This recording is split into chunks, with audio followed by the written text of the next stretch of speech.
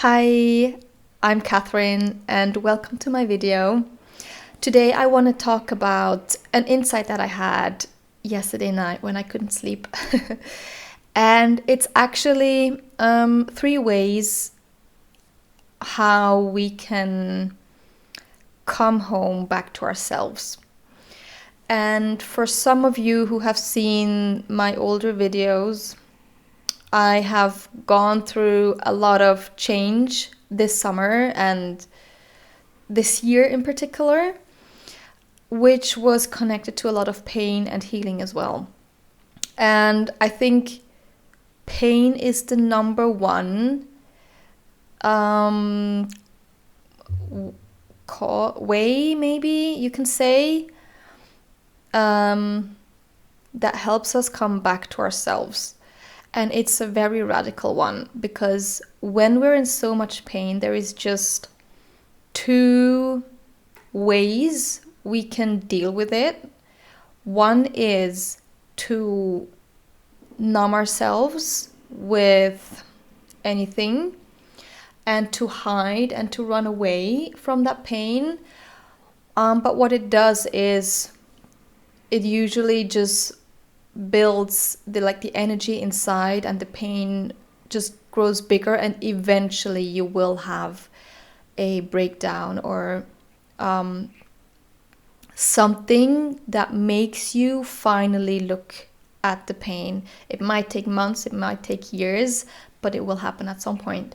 So, which is the other way you can deal with it when you encounter pain, is to just really look at the pain, feel it, and when everything else around you falls away, what's left is just you and yourself and your feelings or emotions. And I think when we allow to come into conversation with the pain and ask it why it is here, what it wants to show us, and usually it's something that wants to be healed from the past, that to me is the most powerful way to come back or closer to who we are and who our soul wants to be, maybe. And then number two is what helped me a lot during this time of pain is just to be in nature and to also connect and communicate with nature. And in both instances, like with the pain and with nature, I think the most important part is to actually build a relationship with it. So build a relationship with the pain and start communicating with it. And the same goes with nature. Because we can be surrounded by nature, but if we're not aware and if we're not connected to it, then it doesn't really have any healing effect, except for maybe the fresh air that we breathe. But as soon as we open up and start to receive or be open to receive messages and to see what nature has to tell us, that's where we get a lot of insight as well. I think nature isn't just a guide or a teacher that can bring us home to ourselves, but it is our home also, because we are just a part of this huge ecosystem, right? We need nature probably more than most people know. It's not a nice thing to have. It's actually a fundamental human need. Before all the cities started to exist and be built, we were plugged into that ecosystem, into this network. And I think communicating with nature helps us so much to come back home. Yes, in multiple ways. Come back home to our home here on the planet, but also to our body and to who we are. And I must say, since I live on this island, I have been going on a lot of forest walks, and I started surfing as well 2 years ago.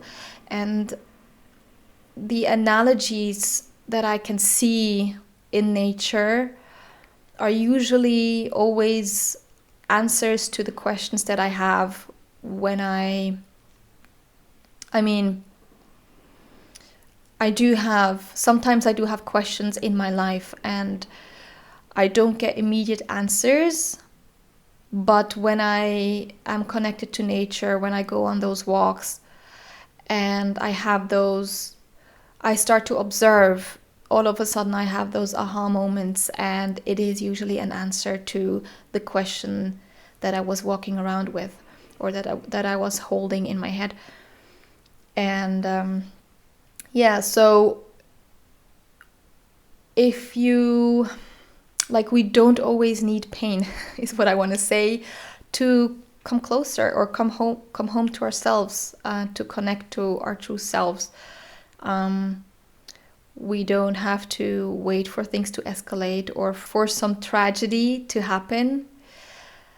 But we can just every day connect with nature, even if we don't live close by. Even if you live in the city, you open your windows and you can hear the birds, or you can see a tree from afar, or you can always see the sky.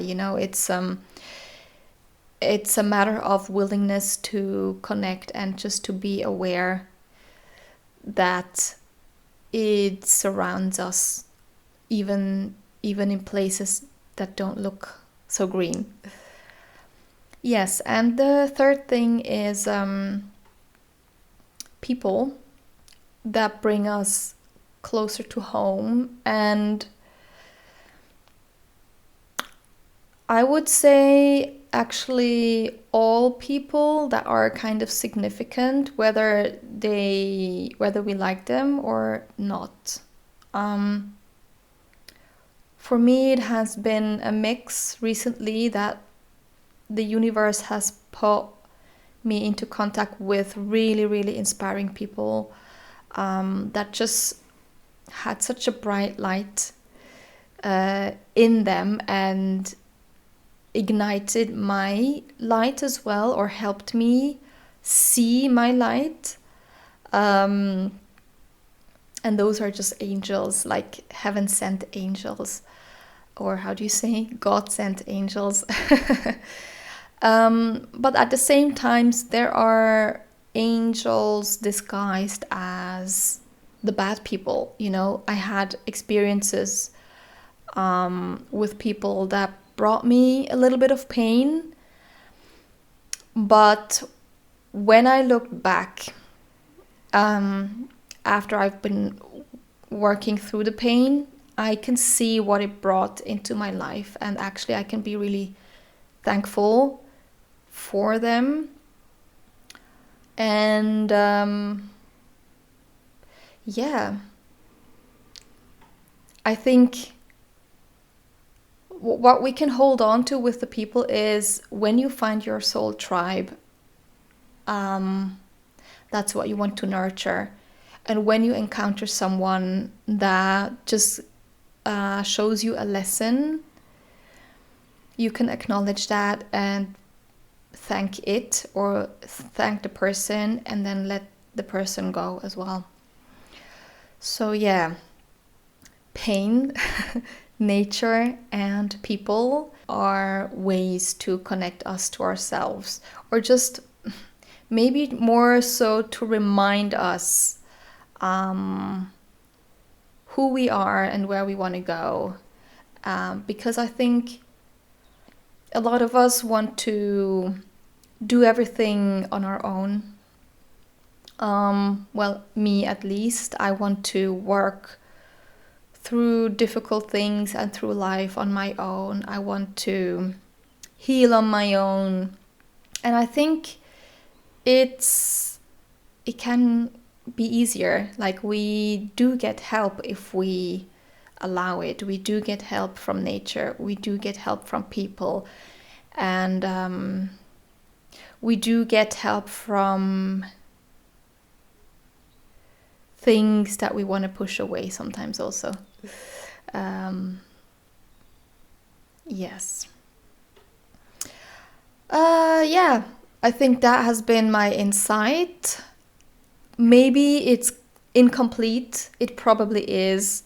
Maybe you have something to add or a different opinion on something that I said, but I think this can be a nice reminder for you if you face pain, or if you feel like you're alone, or if you are just seeking to connect yourself with yourself, with your soul, or with nature, or with people. Yeah, let this just be a reminder. And yeah, that's it. That's the message. Have a good one.